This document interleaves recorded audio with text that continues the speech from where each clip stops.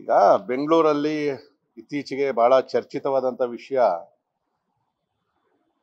Tunnel ರೋಡ್ಗಳನ್ನು ಮಾಡತಕ್ಕಂಥದ್ದನ್ನ ಸನ್ಮಾನ್ಯ ಉಪಮುಖ್ಯಮಂತ್ರಿಗಳಾದಂಥ D K Shivakumar ಅವರು ಪ್ರಸ್ತಾವನೆಯನ್ನು ಮಾಡಿದ್ರು. ಅದರ ಪ್ರಾರಂಭಿಕ ಅನುಮಾನವನ್ನು ಕೂಡ ನಾವು ವ್ಯಕ್ತಪಡಿಸ್ತೀವಿ.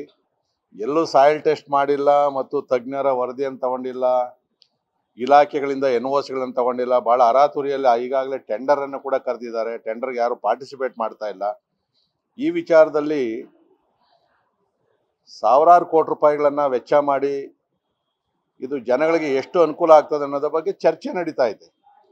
ಅದ್ರ ಬಗ್ಗೆ ಭಾಳ ಪ್ರಮುಖವಾಗಿ ನಮ್ಮ ವಿರೋಧ ಪಕ್ಷದ ನಾಯಕರಾದಂಥ ಆರ್ ಅಶೋಕ್ ಅವರು, ದಕ್ಷಿಣದ ಲೋಕಸಭಾ ಸದಸ್ಯರಾದಂಥ ತೇಜಸ್ವಿ ಸೂರ್ಯರವರು ಮತ್ತು ನಮ್ಮ ಮುಖಂಡಗಳೆಲ್ಲ ಕೂಡ ಇದನ್ನು ಕೆಲವು ವೈಜ್ಞಾನಿಕ ಕಾರಣಗಳನ್ನ ಇಟ್ಕೊಂಡು ವಿರೋಧವನ್ನು ವ್ಯಕ್ತಪಡಿಸ್ತಾ ಇದ್ದೀವಿ. ಯಾಕಂದರೆ ಟನಲ್ ರೋಡ್ ಆಗಬೇಕು ಅಂತಂದರೆ ಕನಿಷ್ಠ ಒಂದು 60 ಅಡಿ ಒಳಗಡೆ ಹೋಗ್ಬೇಕಾಗ್ತದೆ. ಸೊ 60 ಅಡಿ ಒಳಗಡೆ ಹೋಗ್ಬೇಕಾದ್ರೆ ಭೂಮಿ ಒಳಗಡೆಗೆ ಹಾರ್ಡ್ ರಾಕ್ ಎಲ್ಲಿದೆ, ಸಾಫ್ಟ್ ರಾಕ್ ಎಲ್ಲಿದೆ, ಒಳಗಡೆ ಏನಾದರೂ ನದಿ ಮೂಲಗಳೇನಾದರೂ ಇದೆಯಾ, ನೀರು ಹರಿವು ಏನಾದರೂ ಇದೆಯಾ, ಇಲ್ಲ ಈಗ ಬೆಂಗಳೂರಲ್ಲಿ ಇರ್ತಕ್ಕಂಥ ಬಿಲ್ಡಿಂಗ್ಗಳು ಏನು ಕಟ್ಟವ್ರೆ ಅದರದ್ದು ಏನಾದರೂ ಪುಟಿಂಗ್ ಕೆಳಗಡೆವರೆಗೂ ಹೋಗಿದೆಯಾ, ಯಾವುದನ್ನು ಕೂಡ ಪರಿಶೀಲನೆ ಮಾಡದೆ ಅರಾತುರಿಯಲ್ಲಿ ಇವತ್ತು ಡಿ ಕೆ ಶಿವಕುಮಾರ್ ಅವರು ಮಾಡ್ತಾ ಇರ್ತಕ್ಕಂಥದ್ದು ಇದೊಂದು ಅವ್ಯವಹಾರಕ್ಕೆ ಎಡೆ ಕೊಡ್ತಾ ಇರ್ತಕ್ಕಂಥದ್ದನ್ನು ಬಿಟ್ಟರೆ ನಾವೇನು ಬೆಂಗಳೂರನ್ನು ಅಭಿವೃದ್ಧಿ ಮಾಡಬೇಡಿ ಅಂತ ನಾವೆಲ್ಲೂ ವಿರೋಧ ಮಾಡಿಲ್ಲ. ಆದರೆ ನಿಮ್ಮ ಇಷ್ಟಾನುಸಾರ ಮಾತಾಡಿದವ್ರ ಮೇಲೆಲ್ಲ ಆಯ್ತಾ ಇದ್ದಾರೆ ನೀವೆಲ್ಲ ಕೂಡ. ತೇಜಸ್ವಿ ಸೂರ್ಯ ಅವರು ಕೂಡ 2 ಬಾರಿ ಅತ್ಯಧಿಕ ಬಹುಮತಗಳಿಂದ ಜನ ಅಲ್ಲಿ ಆಯ್ಕೆ ಮಾಡಿರ್ತಕ್ಕಂಥದ್ದು ಮತ್ತು ನಮ್ಮ ರಾಷ್ಟ್ರೀಯ ಯುವ ಮೋರ್ಚಾ ಅಧ್ಯಕ್ಷರು ಕೂಡ ಆಗಿದ್ದಾರೆ.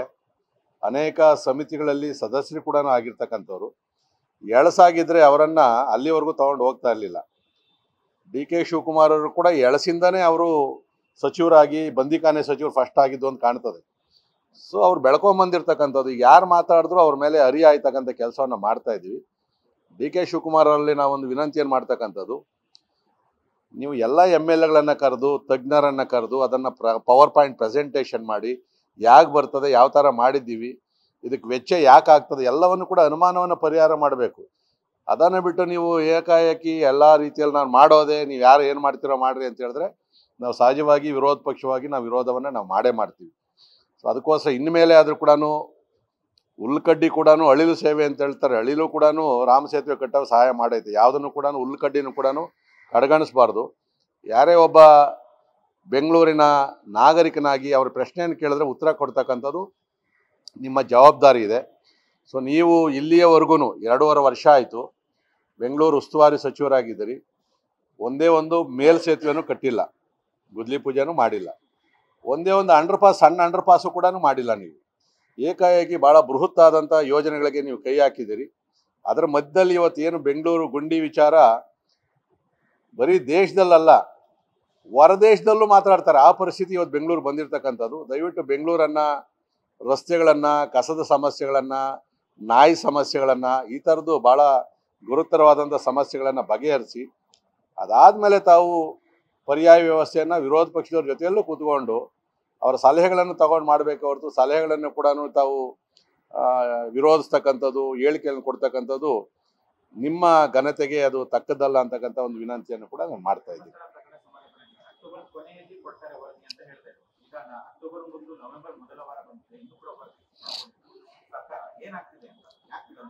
ಈಗ ನಾವು ಪ್ರಾರಂಭದಲ್ಲೇ ಧರ್ಮಸ್ಥಳದ ವಿಚಾರ ಪ್ರಸ್ತಾವನೆಯನ್ನು ಮಾಡಿದಾಗ ಅಸೆಂಬ್ಲಿ ಮತ್ತು ಹೊರಗಡೆಗೆ ಇದು ಒಂದು ದೊಡ್ಡ ಷಡ್ಯಂತ್ರ ಐತೆ, ಇದೊಂದು ಬುರುಡೆ ಗ್ಯಾಂಗು, ಇದು ಅಂತಾರಾಷ್ಟ್ರೀಯ ಮಟ್ಟದಲ್ಲೂ ಕೂಡ ಇದಕ್ಕೆ ದೊಡ್ಡ ಹುನ್ನಾರ ನಡೆದಿದೆ ಅಂದಾಗ ನಾವು ವಿರೋಧವನ್ನು ಕೂಡ ಮಾಡಿದ್ರು. ಆದರೂ SIT ತನಿಖೆ ಆಯಿತು, ನಾವೆಲ್ಲ ಸ್ವಾಗತವನ್ನು ಕೂಡ ಮಾಡಿದ್ವಿ. ಅಸೆಂಬ್ಲಿಯಲ್ಲಿ ಹೇಳಿದರು ಭಾಳ ಬೇಗ ಅಂದರೆ 15 ದಿನ ಆಗ್ಬೋದು, 1 ತಿಂಗಳೊಳಗಡೆಗೆ ನಾವು ವರದಿಯನ್ನು ಕೊಡ್ತೀವಿ ಅಂತ ಹೇಳಿದ್ರು. ನಾವು ಮಧ್ಯಂತರ ವರದಿಯನ್ನು ಕೊಡಬೇಕು ಅಂತಲೂ ಆಗ್ರಹವನ್ನು ಮಾಡಿದ್ವಿ. ಆದರೆ ಇಲ್ಲಿಯವರೆಗೂ ಕೂಡ ಕೊನೆ ಒಂದು 4 ತಿಂಗಳಾಯಿತು ಅಂತ ಕಾಣ್ತದೆ. 4 ತಿಂಗಳಿಂದ ಅಲ್ಲಿ ಗುಡ್ಡ ಅಗದಿರೋದು ಬಿಟ್ಟರೆ ಆ ಪ್ರಗತಿ ಏನಾಗಿದೆ ಅಂತಕ್ಕಂಥದ್ದು ಇಲ್ಲಿಯವರೆಗೂ ಕೂಡ ಸರ್ಕಾರ ಬಹಿರಂಗ ಮಾಡಲಿಲ್ಲ. ಕೆಲವರು ಹೇಳಿಕೆಗಳನ್ನು ಕೊಡ್ತಾ ಇದೆ, ಇದು ಷಡ್ಯಂತ್ರ ಹೊರಗಡೆ ಬರ್ತದೆ ಅಂತೇಳಿ. ಆದರೆ ಏನು ಬಂದಿದೆ ಅಂತ ಹೊರಗಡೆ ಬರಬೇಕಲ್ಲ. ಇವತ್ತು ಯಾರು ಕೇಸನ್ನು ಹಾಕಿ ಇಲ್ಲಿವರೆಗೂ ದೊಡ್ಡ ಷಡ್ಯಂತ್ರವನ್ನು ಮಾಡಿದ್ರು, ಕೇಸನ್ನು ವಿತ್ಡ್ರಾ ಮಾಡೋದಕ್ಕೆ ಹಾಕೋವ್ರೆ ಅಂತ ಹೇಳಿದ್ರೆ ಅಂದರೆ ಅವರು ತಪ್ಪಿತಸ್ಥರು, ಇದರಲ್ಲಿ ಏನು ಉಳ್ಳಿಲ್ಲ ಅಂತ ಆಯ್ತಲ್ಲ. ಯಾರೋ ಒಬ್ಬರು ಯೂಟ್ಯೂಬಲ್ಲಿ ಸೋಷಿಯಲ್ ಮೀಡಿಯಾದಲ್ಲಿ ಒಬ್ಬ ವ್ಯಕ್ತಿಯನ್ನು ಅವಹೇಳನ ಮಾಡಿದಾಗ ಅವರನ್ನು ಅರೆಸ್ಟ್ ಮಾಡಿದ್ದೀರಿ, ಜೈಲಿಗೆ ಕಳಿಸಿದಿರಿ, ಕ್ರಿಮಿನಲ್ ಮೊಕದ್ದಮೆಗಳನ್ನು ನೋಡಿದಿರಿ. ಆದರೆ ಇಲ್ಲಿಯವರೆಗೂ ನೀವು ಯಾರು ಈ ಷಡ್ಯಂತ್ರ ಮಾಡಿದ ತಿಮ್ಮರೋಡಿಯನ್ನು ಅರೆಸ್ಟ್ ಮಾಡೋಕ್ಕಾಗಿಲ್ಲ. ನೀವು ಕಣ್ಮುಂದೆನೇ ಡಿಪಾರ್ಟ್ಮೆಂಟ್ ಮಧ್ಯದಲ್ಲೇ ಇರ್ತಕ್ಕಂಥವ್ರನ್ನ ಅರೆಸ್ಟ್ ಮಾಡಿ ನೀವು ಅವನನ್ನು ಒಳಗಡೆ ಕಳ್ಸೋಕ್ಕಾಗ್ತಾ ಇಲ್ಲ. ಬಹುಶಃ ಎಲ್ಲೋ ಒಂದು ಕಡೆಗೆ ಸರ್ಕಾರದ ಕೆಲವು ಭಾಗಗಳು ಅವರಿಗೆ ಕುಮ್ಮಕ್ಕವನ್ನು ಕೊಡ್ತಾ ಇದ್ದಾರೆ ಅಂತಕ್ಕಂಥದ್ದನ್ನು ನಾವು ಏನು ಹೇಳಿದ್ವಿ ಅದು ನಿಜ ಆಗ್ತದೆ ಅಂತಕ್ಕಂಥದ್ದು ಇವರ ಒಂದು ನಡತೆಯಿಂದ ಗೊತ್ತಾಗ್ತಾ ಇದೆ. ಸನ್ಮಾನ್ಯ ಮುಖ್ಯಮಂತ್ರಿಗಳಾದಂಥ ಸಿದ್ದರಾಮಯ್ಯನವರು, ಗೌರವಾನ್ವಿತ ಗೃಹ ಸಚಿವರಾದಂಥ ಪರಮೇಶ್ವರ್ ಅವರು ಇನ್ನಾದರೂ ಕೂಡ ನಿಮಗೆ ಆ ಮಂಜುನಾಥ ಸ್ವಾಮಿಯ ಭಕ್ತರು ನಿಮಗೆ ಗೌರವ ಕೊಡಬೇಕು ಅಂದರೆ ತಕ್ಷಣದಲ್ಲೇ ಅದನ್ನು ತನಿಖೆಯನ್ನು ವರದಿಯನ್ನು ಬಹಿರಂಗ ಮಾಡಬೇಕು. ಅದರಲ್ಲಿ ಇಲ್ಲಿಯವರೆಗೂ ಕೂಡ 4-5 ತಿಂಗಳಿಂದ ಇಡೀ ರಾಜ್ಯದ ರಾಷ್ಟ್ರದ ಜನಗಳನ್ನು ನಿದ್ದೆ ಕೆಡಿಸಿದ್ರು. ಮಾಧ್ಯಮಗಳಲ್ಲಿ ಬೆಳಗ್ಗೆಯಿಂದ ಸಂಜೆವರೆಗೂ ಕೂಡ ಅದೇ ಪ್ರಚಾರ ಆಗಿತ್ತು. ಜನಗಳ ಮನಸ್ಸಿಗೆ ಘಾಸಿಯಾಗಿತ್ತು. ಇಷ್ಟು ದೊಡ್ಡ ಆಘಾತವನ್ನುಂಟು ಮಾಡಿದಂಥ ಆ ದುಷ್ಟಕೂಟವನ್ನು ತಕ್ಷಣ ಬಂಧಿಸಬೇಕು, ಕಾನೂನಿನ ಅಡಿಯಲ್ಲಿ ಕ್ರಮ ಕೈಗೊಳ್ಳಬೇಕು ಅಂತಕ್ಕಂಥ ಆಗ್ರಹವನ್ನು ಮಾಡ್ತಾ ಇದ್ವಿ. ಇದನ್ನು ನೀವು ಮಾಡಲಿಲ್ಲ ಅಂತ ಹೇಳಿದ್ರೆ ಇದಕ್ಕೆ ಹೊಣೆ ನೇರವಾಗಿ ನೀವೇ ಆಗ್ತೀರಿ. ನಾನು ಮೊದಲು ಹೇಳಿದ್ದೆ, ನೀವು ಸಚಿವರುಗಳಾಗಿದ್ದು ಅಂಥವ್ರು ಧರ್ಮಸ್ಥಳಕ್ಕೆ ಹೋಗಿ ಬನ್ನಿ, ಜನಗಳ ನಂಬಿಕೆ ಬರೋಂಗೆ ಮಾಡಲಿ ಅಂತೇಳಿ. ನನಗೆ ಗೊತ್ತಿರೋಂಗೆ ಇಲ್ಲಿವರೆಗೂ ಒಬ್ಬ ಸಚಿವರು ಕೂಡ ಧರ್ಮಸ್ಥಳಕ್ಕೆ ಹೋಗಲಿಲ್ಲ. ಅಂದರೆ ಈ ಒಂದು ಷಡ್ಯಂತ್ರದಲ್ಲಿ ನೀವು ಪಾಲುದಾರರ, ಜನಗಳಿಗೆ ಅನುಮಾನ ಬರ್ತಾ ಐತೆ. ಸೊ ಇವೆಲ್ಲವನ್ನು ಕೂಡ ನಿವಾರಿಸಬೇಕು ಅಂತಂದರೆ ನೀವು ಡಿಸೆಂಬರ್ವರೆಗೂ ಕಾಯೋದು ಬೇಡ. ದಯವಿಟ್ಟು ಇನ್ನೊಂದು ವಾರ 10 ದಿನದ ಒಳಗಡೆಗೆ ಎಲ್ಲ ಮುಗಿದಿದೆ. ಅದೆಲ್ಲ ಕೂಡ ಬಹಿರಂಗವಾದಂಥ ವರದಿಯನ್ನು ಹಾಕೋದಕ್ಕೆ ನಿಮ್ಗೆ ಯಾರು ಅಡ್ಡಿ? ನಿಮ್ಗೆ ಯಾರಾದರೂ ಕೂಡ ನಗರ ನಕ್ಸಲೈಟ್ಗಳು ಏನಾದರೂ ಒತ್ತಡ ಇದೆಯಾ? ವಿಚಾರವಾದಿಗಳದ್ದು ಏನಾದರೂ ಒತ್ತಡ ಇದೆಯಾ? ಈ ವಿಚಾರದಲ್ಲಿ ಆಗಾಗ ಸಣ್ಣ ಸಣ್ಣ ಒಂದು ಹೋರಾಟಗಳನ್ನು ಮಾಡೋದಕ್ಕೂ ಶುರು ಮಾಡವ್ರೆ.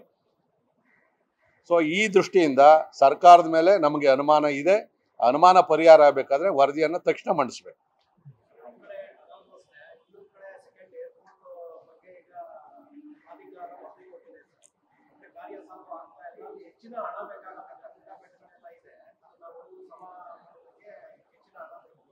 ನೋಡಿದೆ, ನಾನು ಮಾಧ್ಯಮದಲ್ಲಿ ನೋಡಿದೆ.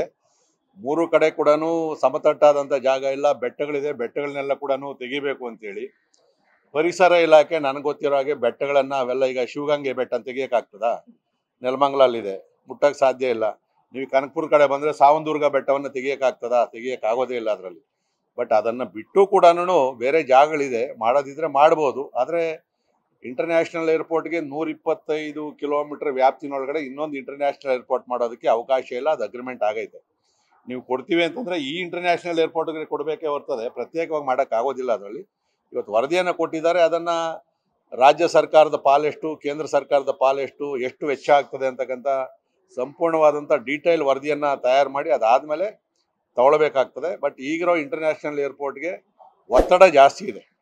ನೀವು ನೋಡಿರ್ಬೋದು, ಬೆಳಗ್ಗೆ ಹೋದರೆ ನಿಂತ್ಕೊಳ್ಳೋಕ್ಕೂ ಜಾಗ ಇರೋದಿಲ್ಲ. ಭಾಳಷ್ಟು ಜನ ಇವತ್ತು ಬೆಂಗಳೂರಿಗೆ ಬರ್ತಕ್ಕಂಥದ್ದು, ಸಂಚಾರಗಳು ಜಾಸ್ತಿ ಆಗ್ತಾ ಐತೆ. ಪರ್ಯಾಯ ಇನ್ನೊಂದು ವಿಮಾನ ನಿಲ್ದಾಣದ ಅವಶ್ಯಕತೆ ಐತೆ.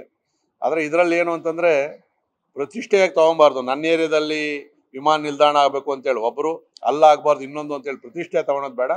ಇಡೀ ರಾಜ್ಯದ ಜನಕ್ಕೆ ಅನುಕೂಲ ಆಗೋ ರೀತಿಯಲ್ಲಿ ಎಲ್ಲಿ ಜಾಗ ಇದೆಯೋ, ಕಡಿಮೆ ಬೆಲೆಯಲ್ಲಿ ಆಗ್ತದೋ ಆ ಜಾಗವನ್ನು ಸರ್ಕಾರ ಪ್ರಸ್ತಾವನೆಯನ್ನು ಕಳಿಸ್ತಕ್ಕಂಥದ್ದು ಸೂಕ್ತ ಅಂತಕ್ಕಂಥದ್ದು ನನ್ನ ಅಭಿಪ್ರಾಯ.